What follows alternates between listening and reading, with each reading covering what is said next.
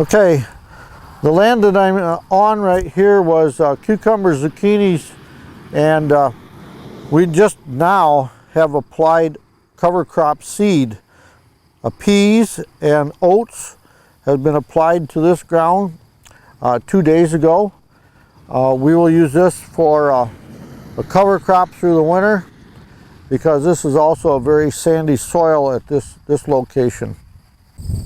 Okay, this is an area that we had onions in earlier this year, and now we've taken the ground and we have opened the ground up with a ripper, and then we've laid it back down and packed it in so it's very firm.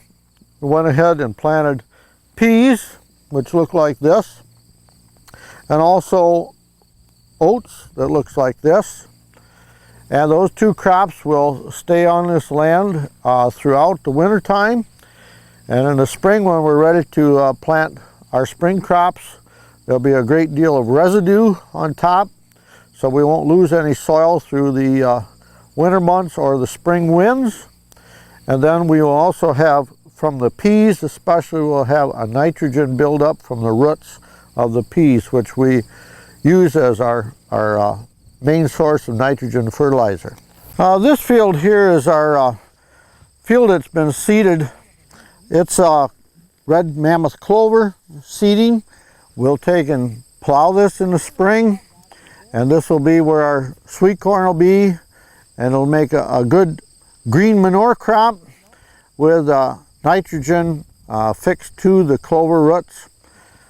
This will be plowed early spring, and then it'll be worked down several times before we plant the corn. As you look across the field here, you notice that this land is both pasture and hay. We'll take one cutting of hay off of it early, and then we'll turn it into pasture for the horses. And it usually stays there for approximately 3-4 years. And then we take and we tip the sod under and use that for sweet corn ground. And then we'll take and have a different area seeded to hay for the horses to be pastured elsewhere. Now we usually keep a few head of cattle and some pigs here on the farm. We feed them their normal things, the hay and ground feed, but we also feed them all our trimmings from our vegetables that we bring in here to wash. And for example, you eat our cabbage leaves, broccoli leaves, beet tops, leek tops, all those things the cattle clean up for us and the pigs, so we don't have any waste. Everything is recycled back on the farm, and that's one way that we do our recycling of our cuttings and our trimmings go back to the animals.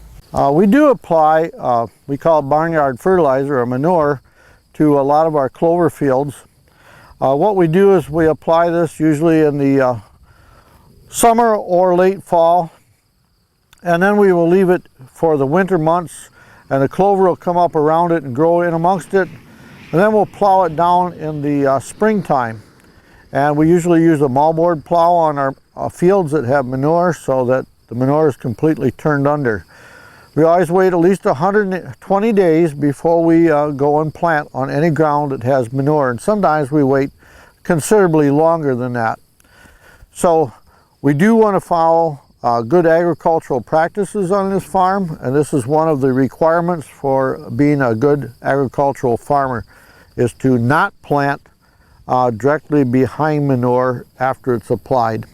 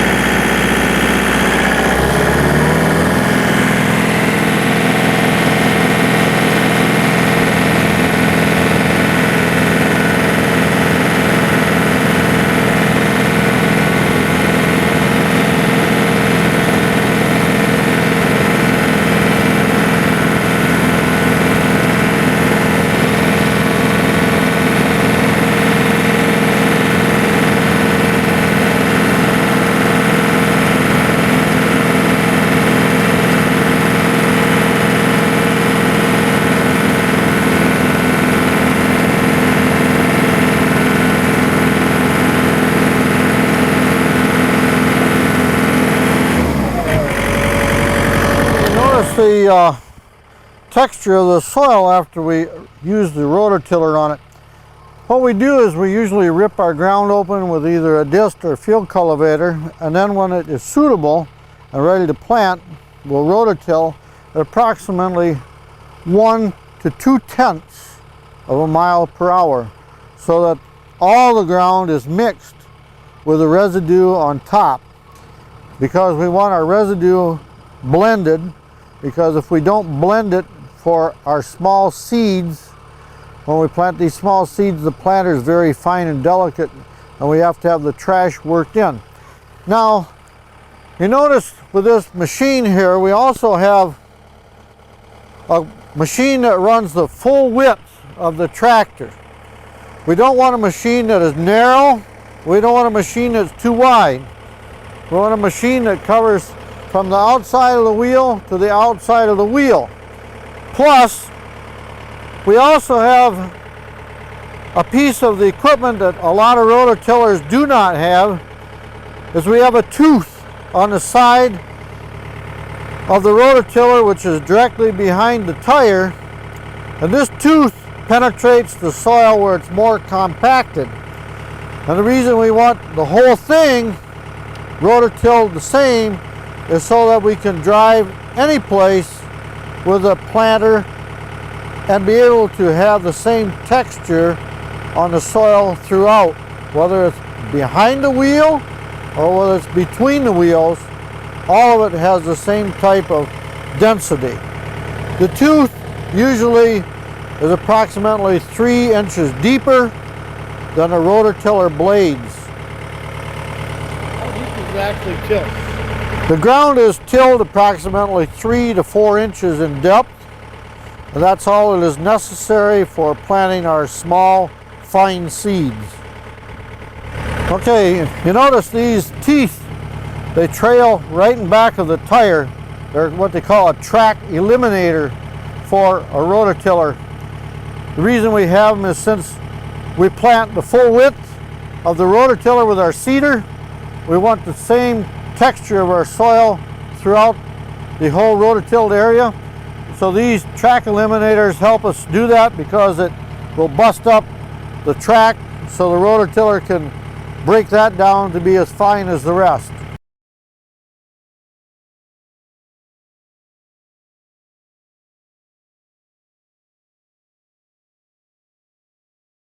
Okay, this is our crop of onions that we seeded in 288 count.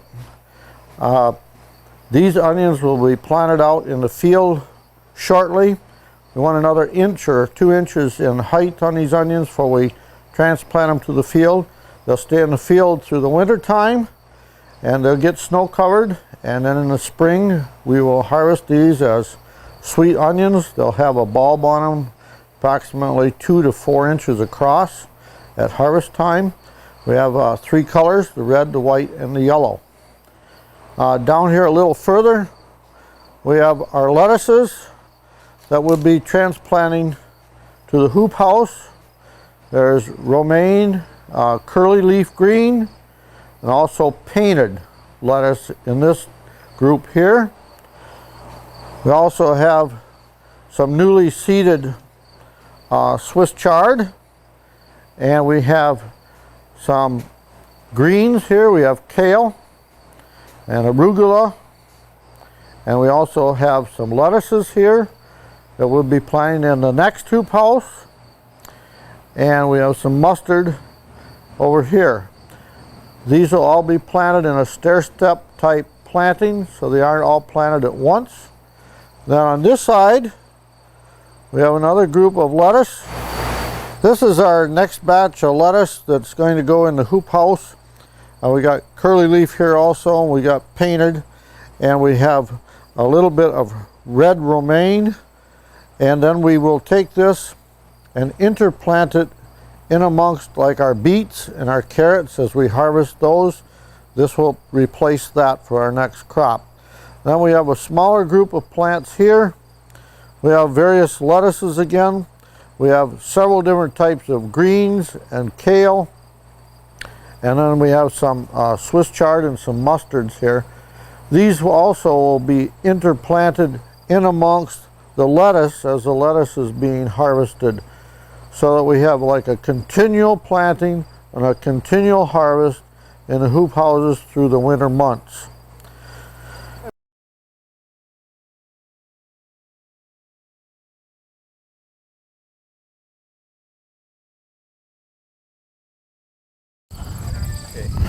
Okay, you notice that our lettuce here has just been freshly set out in the field. We used a 50 count flat for our lettuce. We also plant this in basically at no-till.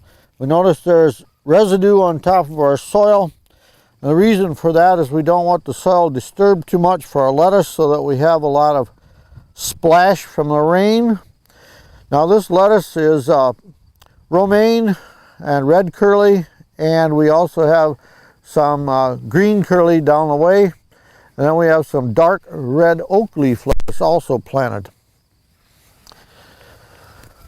Over here we have some greens growing. Again, we run these in basically no-till. This, what I'm looking at right here, is a type of Mizuna. This Mizuna is a mustard family type greens. It will grow to be approximately 8 to 10 inches tall at harvest. We use a twin row on it, and we can walk on the side of it, and that's how we harvest this, usually by hand. Mizuna will be throughout the fall and actually into the early parts of the winter months, and it will be able to be used in a variety of salads. It has sort of a peppery type flavor in it, and that's why a lot of our restaurants and catering services like to use this to give their salad a little spice, they call it.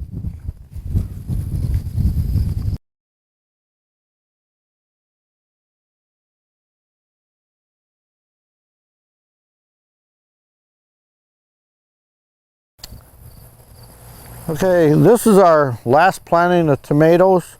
Our last planting is our third planting, and it is done with stakes, and also it's string tied with a double string, one string on each side of the tomatoes, interwoven back and forth among the stakes. Now these tomatoes are a red tomato, and we also carry a red Roma tomato, which we find in the other rows there. And the reason we use stakes is because when it gets towards the end of the season, we can produce a nicer tomato without any scarring or ground marks when it's on strings and stakes. Next we have Brussels sprouts. Brussels sprouts are a cabbage family type. It's just starting now to form the little baby Brussels, which are underneath the leaf stem, and each plant will produce approximately 15 to 30 Brussels per stem. These will be harvested near frost time and will be harvested all the way through till Christmas. They will withstand a great deal of snow and cold weather, and actually little Brussels become very sweet after a frost. Next we have some broccoli. Broccoli produces a head down in the center of the plant, which is just starting to form right now. In the center will be your main head, and after this is cut out, it'll produce shoots on the side of the plant. So this plant here is similar to the Brussels sprouts.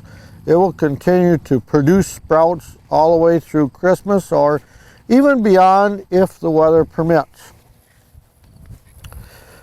And then next we have down the way here, we have cauliflower. Cauliflower also is a plant that will produce a head from the center, and this is just being made in the center of the plant now as we speak. If we notice, way in the center is a little green spot there. This is the head of cauliflower, which will grow to the size of 6 to 8 inches across. It'll be white in color, and it'll only produce one head per plant. So you only receive one time, you only have one time to cut the head and use it for harvest. It is a plant that will produce cauliflower from approximately the 1st of November to Christmas time. Okay. This is our Swiss chard grow. It grows continually throughout the summer. We usually plant 3 or 4 plantings. It comes in a multitude of colors, reds and yellows and oranges and whites. It's a spinach type material. It's used in salads. It continues to produce these leaves from the center of the plant outwards, so we have fresh leaves on a continual basis on our Swiss chard. Well, that's what we got here, bud. Okay, this is called eggplant. It produces a seed pod, which is dark purple. They also come in white and lavender. The kind here we have is a very common eggplant, the dark purple. It produces approximately 4 to 10 eggs per plant. You notice there's some little baby ones just coming, and we also have some blossoms here at the top of the plant yet. So as we pick from the bottom up, it will still continue to put on some new eggplants further up the stem. The only problem is with harvest, some of our harvesters do not like these to harvest very well, because